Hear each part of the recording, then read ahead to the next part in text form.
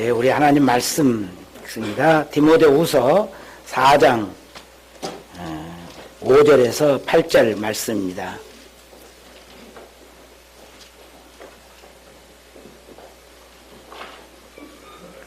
디모데후서 4장 346쪽 5절에서 8절 말씀 번갈아서 교독하겠습니다. 5절 읽습니다. 그러나 너는 모든 일에 신중하여 고난을 받으며 전도자의 일을 하며 내 직무를 다하라.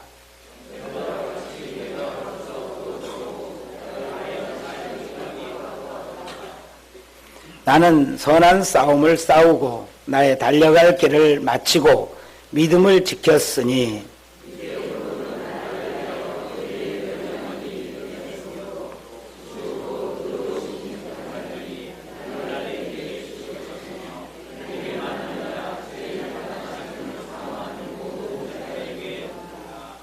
아멘.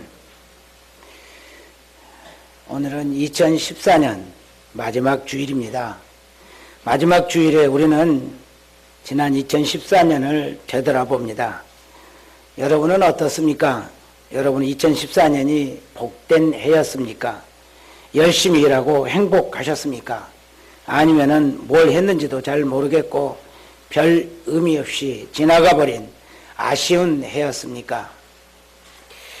우리에겐 다 같이 이렇게 인류 역사에서 2014년을 우리 다 함께 똑같이 허락을 받았고 또 2015년을 허락받으려 하고 있습니다. 감사합니다. 그렇지만 우리 중에 아마 2114년 100년 후까지 허락을 받을 사람은 아무도 없을 것입니다. 우리 인생은 그렇게 하나님으로부터 일정한 양의 해를 허락받고 그 허락받은 해들을 살고 나면 이 세상을 떠나야만 합니다. 지난 주간 저는 외삼촌이 94세 일기로 돌아가셨기 때문에 조문을 다녀왔습니다. 공군 조종사로 6.25 전쟁의 전투기를 타고 참전하셨을 뿐만 아니라 공군 준장으로 예편하셔서 동작동 국립묘지에 안장되셨습니다. 저희 어린 시절 외삼촌은 참 멋있는 분이었습니다. 저희 집에 오실 때는 군인 찌차를 몰고 오셨고 까만 선글라스를 낀 군복 입은 모습은 어린 저에게 존경과 부러움의 대상이었습니다. 또 자녀도 잘 키우신 편입니다. 아들, 딸 둘을 두었는데 둘 다 옛날 경기고와 이화여고를 거쳐서 다 서울대학을 나오고 아들은 미국 증권회사 사장이 되어서 미국의 그 사람들을 다 제끼고서 미국 본토에서 사장 생활을 하고 마쳤습니다. 딸은 조선일보 방치집안 며느리가 되었죠. 그러니 참 잘 키운 셈입니다. 지금은 미국 신학대학에서 신약학을 강의하고 있습니다. 그렇지만 세월의 흐름 앞에 그 외삼촌도 이제 94세의 할아버지로 인생을 마쳐야 했습니다. 그렇습니다. 모든 인생은 반드시 끝이 있는 것이죠.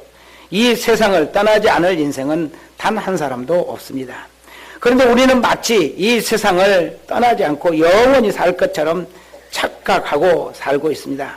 최소한 언젠가는 나도 이 세상을 떠나야 한다는 그 생각만이라도 하고 산다면 우리가 너무 어리석게 살지 않을 수 있을 것인데 그 기본적인 상식, 나도 세상을 떠나야 한다는 그 상식마저 잊고 살기 때문에 우리네 인생이 부끄럽게 살고 많은 경우가 많이 있습니다. 그런 의미에서 오늘 우리가 맞이한 2014년의 이 마지막 주일은 큰 의미가 있는 것이죠. 우리는 이렇게 한 해 한 해를 마감하면서 우리가 마지막 마감해야 할 어느 해인가를 맞이하게 될 것이기 때문입니다.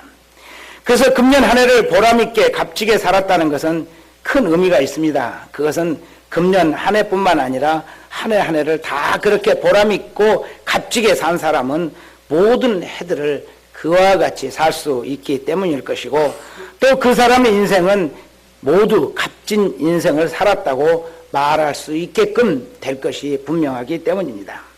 어떤 목사님이 지난주일 설교를 하시면서 자신이 가장 두려운 것은 자신이 세상을 떠난 후에 내 자녀들이 우리 아빠는 진짜 목사님이라고 인정해 줄 것인가 하는 문제라고 말했다고 합니다.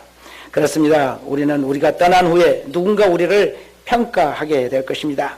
특히 우리의 자녀들이 우리를 평가할 것입니다. 그리고 특별히 저 같은 목사의 길을 가는 사람은 교회를 떠난 후에 성도들이 평가하실 것입니다. 그때 우리는 어떤 평가를 받을 수 있을까요? 생각해 보면은 두렵지 않을 수가 없습니다. 그런데 가족들이나 또 교인들에게 받는 평가도 중요하지만 더 평가가 우리들에게는 있습니다. 누구의 평가입니까? 하나님의 평가입니다. 우리에게 인생을 허락해 주셨고 2014년과 또 다른 여러 해들을 선물로 주시고 우리에게 건강을 주시고 시간을 주시고 마음과 육체를 주신 하나님께서 우리 인생을 어떻게 평가하실지 그것이 우리들에게 매우 중요한 가장 중요한 평가이라는 것입니다. 만약 어떤 사람이 자신의 인생이 언젠가는 이 세상을 떠나야 하고 또 이 인생이 끝나면 하나님께 평가를 받아야 할 것을 알고 산다면 그 사람은 인생을 아주 지혜롭게 산 사람이라고 해야 할 것입니다. 그 사람은 이 세상에서의 생애를 값지게 살고 다음 세상에서의 삶을 준비하는 멋진 인생길을 달려간 것이기 때문입니다. 이 세상에서 아무리 멋지게 잘 살아도 훌륭한 업적을 남겼어도 주님과 함께 영원히 살 그 나라를 위해서 아무것도 준비한 것이 없다면 그 인생은 성공한 인생, 훌륭한 인생이라고 말할 수 없는 것입니다. 최종 심판자가 참 잘하였도다 라고 말씀하시지 않는 인생이라면 그 인생은 절대로 성공한 인생은 아닙니다. 그런 측면에서 오늘 우리는 그렇게 멋진 인생을 만들기 위해 본문 말씀을 통해서 은혜 받기를 원하고 있습니다. 바울 사도의 삶과 신앙을 통해서 우리도 이 세상 사는 동안 진짜 훌륭한 인생을 갖고 갔으면 합니다. 바울 사도는 어떻게 그렇게 멋진 인생을 살 수 있었습니까? 그것은 하나님께서 주실 면류관을 바라보고 살았기 때문입니다. 이 세상 것들에게 인생을 투자하지 않았습니다. 오직 천국에서 받을 그 면류관을 위해서 자신의 인생을 투자한 지혜로운 사람이었습니다. 본문 말씀을 이제 살펴봅니다. 첫째는 모든 일에 신중하고 직무에 충실합시다 하는 말씀입니다. 우리 5절 말씀을 함께 읽습니다. 시작. 그러나 너는 모든 일에 신중하여 고난을 받으며 전도자의 일을 하며 내 직무를 다하라. 아멘. 여러분 인생을 어떤 자세로 살고 계십니까? 바울 사도는 아들처럼 여기는 디모데에게 3가지 단계로 인생에 대한 명령을 하고 있습니다. 첫째는 모든 일에 신중하라 하는 말씀, 두 번째는 고난을 받으라, 세 번째는 전도자의 직무를 다하라 이렇게 말합니다. 첫째는 모든 일에 신중해야 한다고 합니다. 여기 신중이라는 단어는 원어로 내포라는 단어인데 술 취하지 않다, 정신 차리고 있다, 근신하다, 신중하다 이런 뜻을 가졌습니다. 이 단어는 예수님께서 천국에 대한 비유를 하실 때에 천국은 마치 진주를 찾아 구하는 장사와 같다 이렇게 말씀을 하셨는데 그때 장사가 진주를 구하다 할 때에 그 구하는 단어가 바로 이 단어 내포입니다. 보석을 판매하는 장사가 돈을 많이 투자해서 비싼 진주를 사는데 어떻게 신중하지 않을 수 있겠습니까? 요리 살피고 저리 살피고 조금이라도 흠이 있으면 안 되고 그리고 그것이 정말 아름다운 빛을 발하는 것인지 진짜 진품인 것인지 그렇게 요리조리 잘 살피고 사야 되지 않겠습니까? 이런 자세로 우리는 이 인생을 살아가야 한다는 거예요. 덤벙덤벙 아무렇게나 되는 대로 마음 편하게 사는 것이 아니라는 것이죠. 진지해야 된다는 것입니다. 신중해야 된다는 것입니다. 우리도 그래야 합니다. 모든 일에 신중해야만 합니다. 술 취한 사람처럼 무엇이 중요하고 중요하지 않는 줄도 모르고 즉흥적으로 살아가서는 안 될 것입니다. 정신을 바짝 차리고 내가 사는 이 시간들과 맡은 일들에 대해서 진지해야 됩니다. 신중해야 됩니다. 그리고 그 일에 집중해야 합니다. 여러분은 어떤 사람이 부럽습니까? 자신의 일에 진지하게 그리고 집중하는 사람, 그래서 최선을 다한 사람이 멋지고 부럽지 않습니까?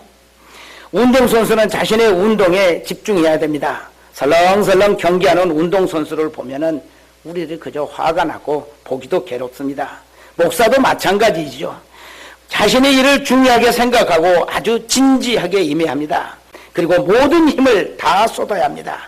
아프다고 쉬고 손님이 찾아왔다고 예배에 지각하고 성도들이 자신을 몰라준다고 대충대충 목회하는 것은 부끄러운 일입니다. 아무리 중요한 손님이 찾아와도 예배에는 조금도 소홀함이 없어야 합니다. 아무리 바빠도 교회를 위한 기도를 게을리해서는 안 되는 것입니다. 아무리 피곤하고 몸이 아프다 할지라도 자신이 해야 될 역할들을 펑크내서는 안 되는 것이죠. 어떤 일이 있어도 예배에 지각하지 말아야 됩니다. 그리고 자신 일에 진지하고 신중해야만 목회자를 할 수 있습니다. 일만 그러는 것은 아닙니다. 노는 경기를 할 때에도 우리는 신실하고 진중해야 합니다. 그렇지 않으면 신실한 사람이라고 인정받을 수 없습니다. 제가 아는 사람 중에 함께 뭘 어울려서 하기 싫은 사람이 있습니다. 그와 함께 편을 먹고 탁구를 쳤습니다. 짜장면 내기를 하게 됐습니다. 그런데 저 한편이 되고 말았습니다. 그런데 게임이 시작되고 얼마 지나지 않아서 스코어가 많이 차이가 났습니다. 21점 내기인데 5대 15로 지고 있었습니다. 그러자 그 사람이 자기에게 오는 공을 받지를 않습니다. 깜짝 놀라서 아니 왜 그러세요? 그러고 물었더니 이미 진 게임인데 뭐 힘쓸 필요 있나요? 이렇게 대답을 합니다. 저는 그 다음부터 그 사람과 절대로 게임을 하고 싶지 않습니다. 그 외에 어떤 진지한 일도 그와 함께 하고 싶은 생각이 없습니다. 진지하고 신중하다는 것은 아무리 상황이 좋지 않아도 끝까지 최선을 다하는 것이죠. 우리 인생도 그렇습니다. 한 50까지 살아봤더니 내 인생이 별 볼 일 없습니다. 그러면 어떻습니까? 다음부터는 아무렇게나 살아도 되는 것입니까? 아직도 남은 인생을 위해서 더 진지하게 신중을 기하면서 최선을 다해야 되지 않겠습니까? 무엇이 제대로 되지 않았다고 나머지를 포기하는 것은 어쩌면은 아마 그때까지도 최선을 다하지 않고 살았을 가능성이 많은 것이죠. 음악을 연주하는 분이 있는데 중간에 조금 틀렸다고 나머지 연주를 아무렇게나 하거나 포기해버린다면은 그 사람은 연주자로서의 기본 자격조차 없는 사람입니다.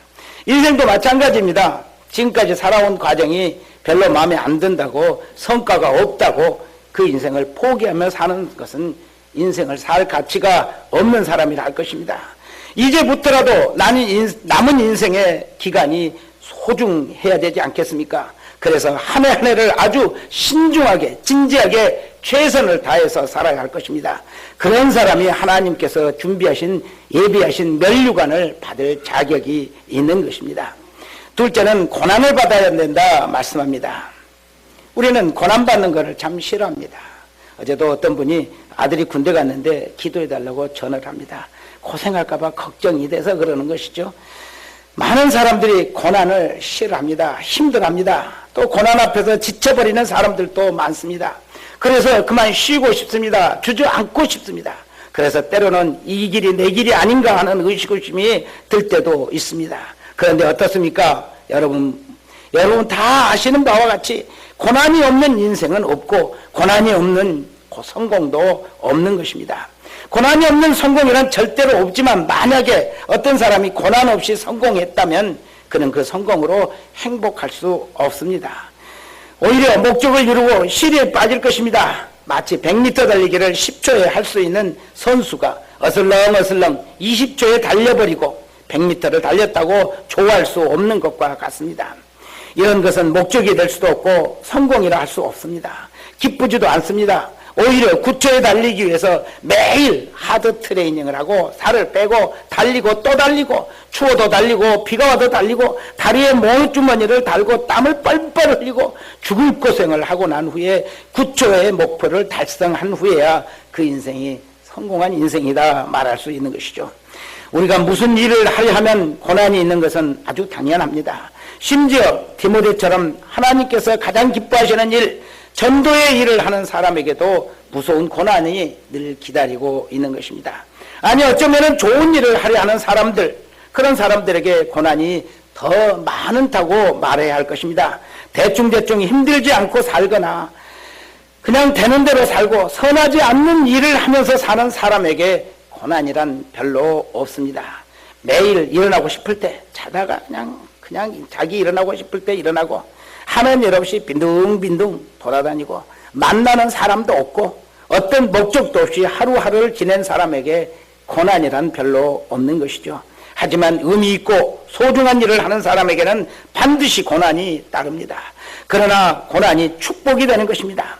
이때 우리는 화가 복이 되었다 이렇게 말을 하죠. 미국의 26대 대통령은 노벨 평화상을 받은 테오도르 루즈벨트라는 대통령입니다. 이 대통령은 지독한 근시였다고 합니다. 그래서 항상 두 벌의 안경을 가지고 다녔습니다.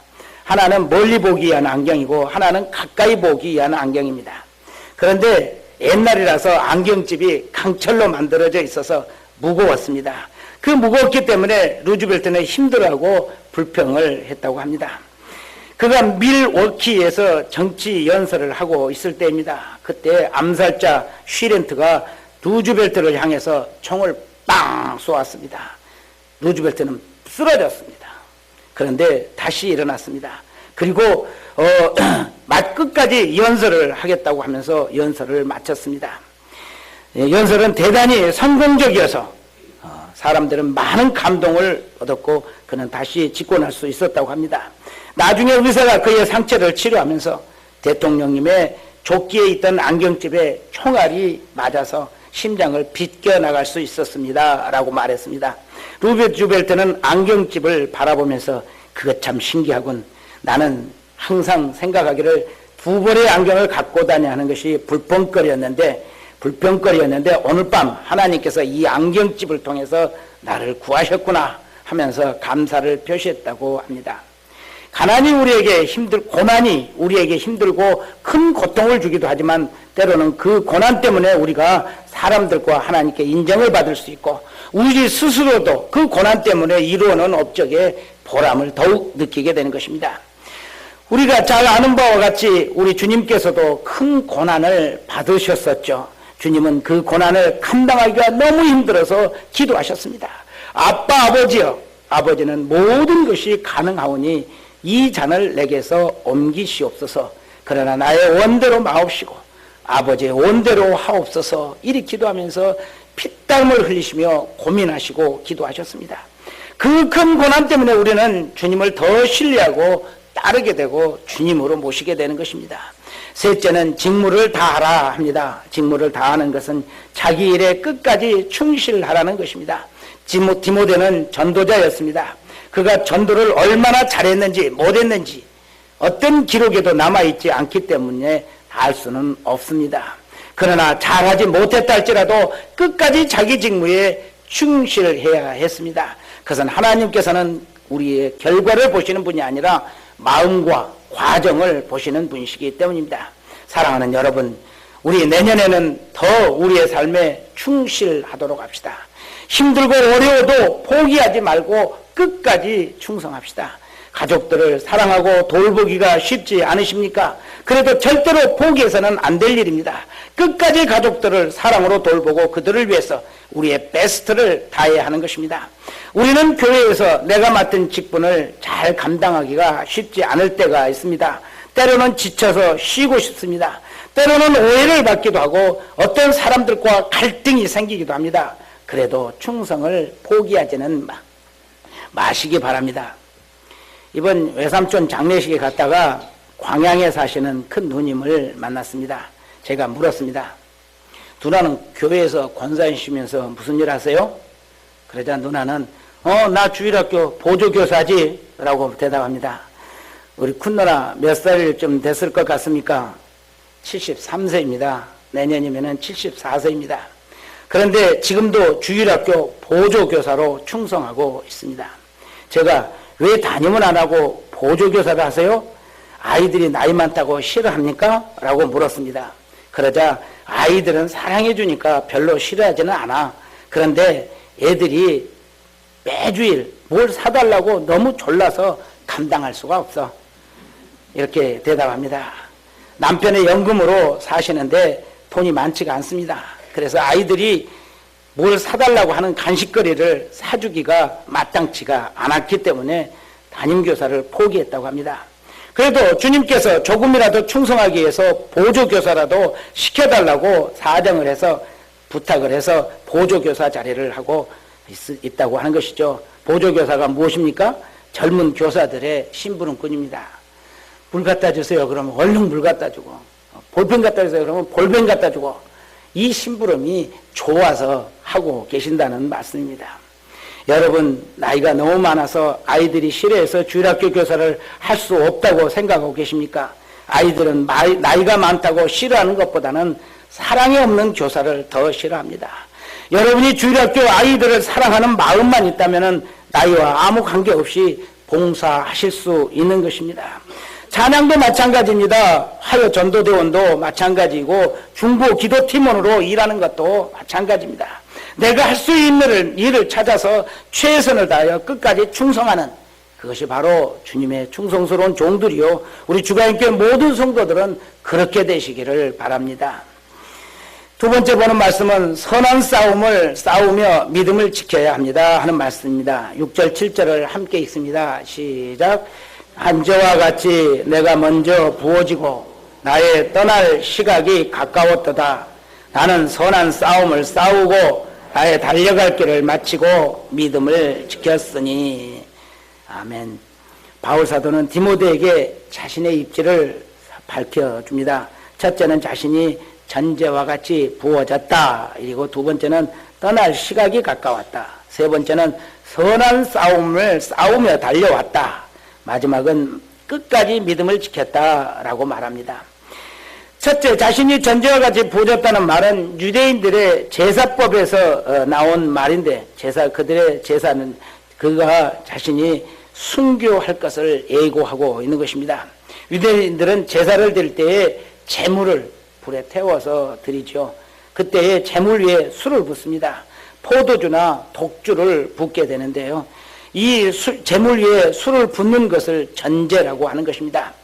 이 제물은 어떻습니까? 불이 탈 때 향기가 나게 하기 위해서 태우는 것입니다. 전제물은 자신의 흔적을 남기지 않고 제물 위에 뿌려지고 없어지는 것입니다. 오직 향기만 남게 되는 것입니다. 바울 사도가 자신을 전제와 같이 부어지게 될 것을 말하는 것은 자신이 피를 흘려서 순교함으로써 주님께 대한 충성을 마무리하겠다는 각오를 다지는 것입니다. 그리고 사도는 기도 중에 자신이 그렇게 순교하여 드려질 것을 성령으로 예감할 수 있었다고 합니다. 바울 사도는 일평생을 주님을 위해서 몸을 아끼지 않고 위험도 두려워하지 않고 피곤함도 불사하고 충성을 했습니다. 그런데 그것으로는 부족했던 것입니다. 마지막으로 자신을 순교자로서 드리고 싶었던 것입니다. 그리고 기도 중에 그렇게 될 것을 감지했습니다. 그렇지만 두려워하는 것이 아니라 그것을 영광으로 받아들였던 것입니다. 이것이 주를 위해서 자신을 아낌없이 드릴 수 있는 좋은 기회라고 생각한 것입니다. 실제로 바울 사도는 나중에 로마 감옥에서 석방되어 자유인이 되었었다고 합니다.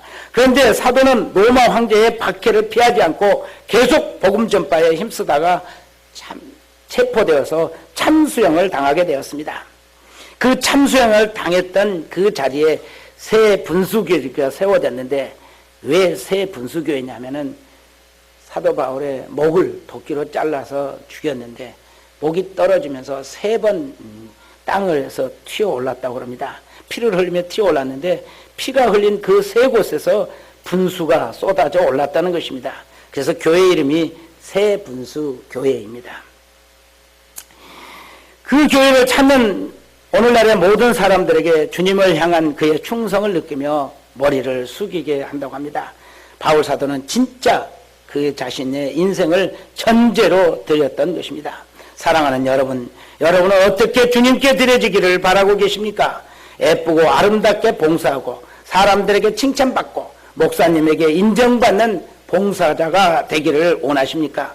아니면 내가 망가지더라도, 내가 낮아진 자가 되더라도, 누구에게 칭찬받지 못한다 할지라도, 목사님께서 인정해 주시지 않는다 하더라도 주님만을 바라면서 빛도 없이 이름도 없이 그렇게 드려지기를 바라고 계십니까? 우리 바울 사도처럼 전제와 같이 드려지기를 더 사모하고 죽도록 충성하는 성도들 되시길 바랍니다. 둘째는 떠날 시각이 가까웠다고 합니다. 이것은 자신의 죽음이 가까웠다는 말입니다. 이때 바울 사도는 두 번째로 로마 감옥에 투옥되었습니다.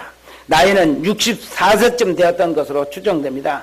아마 저하고 나이가 비슷한 것 같아요. 그는 다메섹 회심 이후에 결혼도 하지 않고 가정도 이루지 않고 오직 그리스도만을 위해서 달려온 약 40년의 세월을 보면서 이제는 이 세상을 떠나 주님 앞에 갈 것을 예감했던 것입니다. 이때 사도의 심정이 어땠을까요?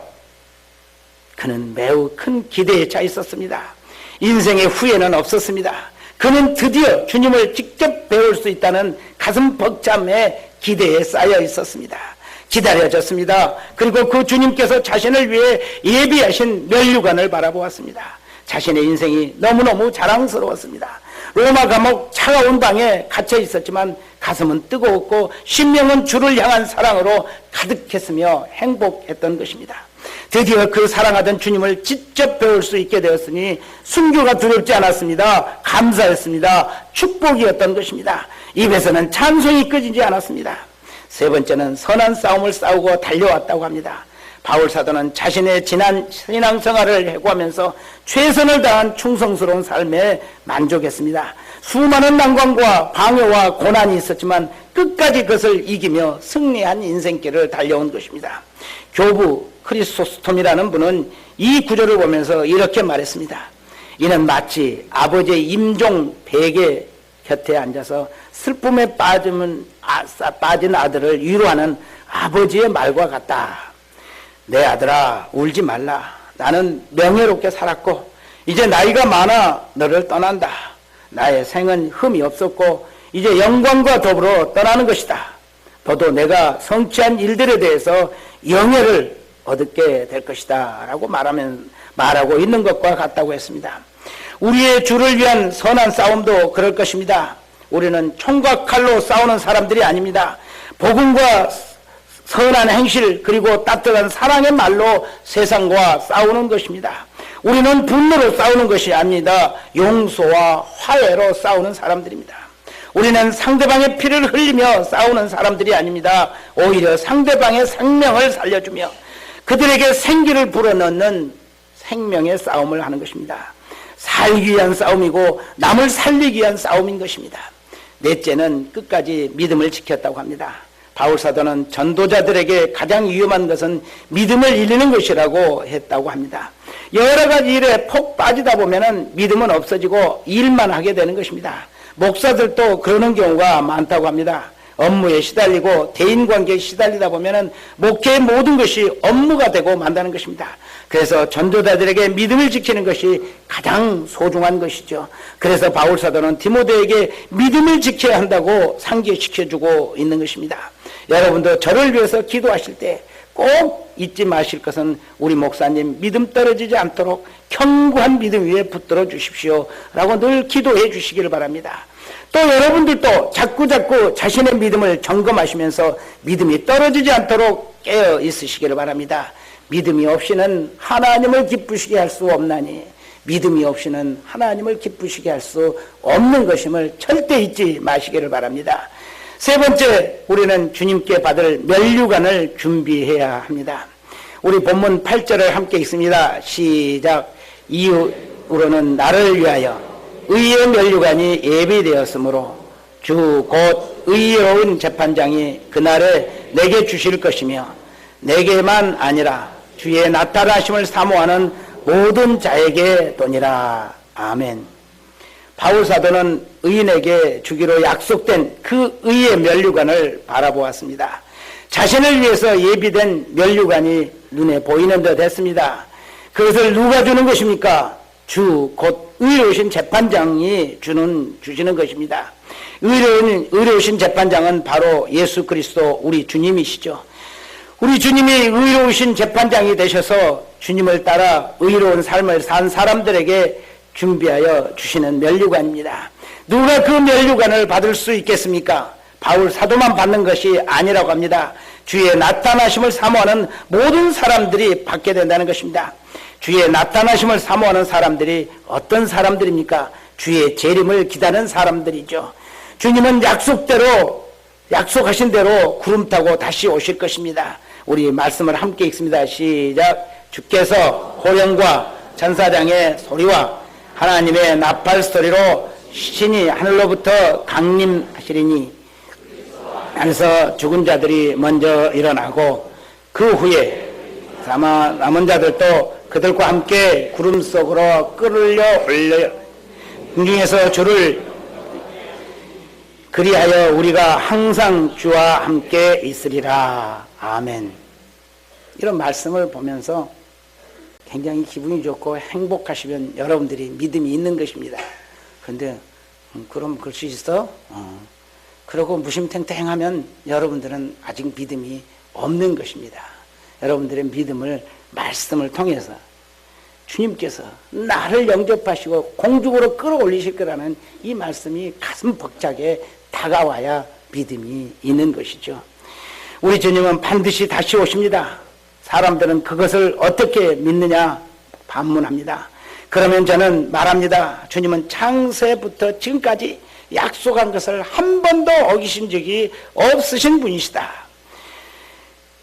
여러분은 어떻습니까? 거짓말하지 않고 약속 잘 지키는 사람을 믿습니까? 믿지 않습니까? 믿으시죠. 그런 사람이 있는데도 믿지 않는 사람이 있다면 그 사람은 어리석은 사람일 뿐입니다. 그런데 어떻게 능력 많으시고 신실하신, 한 번도 창세 때부터 지금까지 약속을 어기신 적이 없으신 그 신실하신 하나님, 그분이 재림하시겠다는 그 약속을 믿지 않는다고 그게 믿음이 되는 것이겠습니까? 사랑하는 여러분, 우리 주님은 약속하신 것을 반드시 이루시는, 그래서 우리의 재림도 우리는 믿을 수밖에 없는 것입니다. 자, 주님께서 재림하실 때 하늘에서 호령과 천사장의 소리가 울릴 것입니다. 그 소리는 주님이 재림하신다는 선포의 소리와 함께 우리의 이름을 부르는 호명의 소리들일 것입니다. 그리고 하나님의 나팔 소리가 아름답게 울려 퍼지면서 하나님이 하늘에서 울려 퍼지는 아름다운 나팔 소리와 함께 주님이 하늘로부터 강림하실 것입니다. 그때 주 안에서 죽은 자들이 먼저 일어나고 또 그 후에 살아남은 우리들도 구름 속으로 끌어올려지게 됩니다. 공중에서 우리는 주님을 영접하게 될 것입니다. 그 후에는 우리는 항상 주님과 함께 그 천국에 있을 것입니다. 천국에서 영원히 주님께 영광을 돌리며 살게 되는 것입니다. 저는 이 약속을 믿습니다. 여러분께도 묻습니다. 여러분도 이 약속을 믿으십니까? 정말 감사합니다. 믿는 분이 아주 많은 것 같아요. 자신이 있으신 것 같아요. 그게 바로 우리들의 믿음입니다. 네, 지금 아멘 하시는 분들, 그분들에게 주실 면류관을 주님은 예비하셨습니다. 여러분은 모두 아멘 하시고 여러분을 위해서 예비하신 그 면류관을 바울 사도처럼 바라보시기를 바랍니다. 그리고 그 면류관을 받으시기에 합당한 삶을 살도록 노력해야 합니다. 어느 교회에 열심히 교회를 다니면서도 남을 시기하고 불평하는 그런 신자가 있었습니다. 그 신자가 어느 날 꿈을 꾸었습니다. 그는 꿈에 천국에 갔습니다.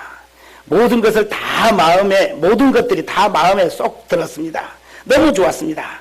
그 면류관도 거기에 여러 개 있었습니다. 그도 자기에게 맞는 면류관을 찾아 쓰려고 이 면류관 저 면류관 다 써보았습니다. 그런데 하나도 자기 머리에 맞는 면류관은 없었습니다. 그래서 안내하는 분에게 물었습니다. 다른 면류관은 없습니까? 그러자 그 안내하신 분이 말합니다. 네, 그게 전부입니다. 불평이 많은 당신에게 맞는 면류관은 없군요. 그리 대답했다고 합니다. 말씀을 맺습니다. 우리는 2014년을 마무리하고 있습니다. 우리는 몇 년인가를 이렇게 더 많이 만나고 또 마무리해야 할 것입니다. 그런데 매년을 마무리하면서 후회 없는 마무리할 수 있는 성도들 되시기를 바랍니다. 우리에게 주어진 일에 신중하고 충실하시기 바랍니다. 그리고 주님이 예비하신 그 면류관을 바라봅시다.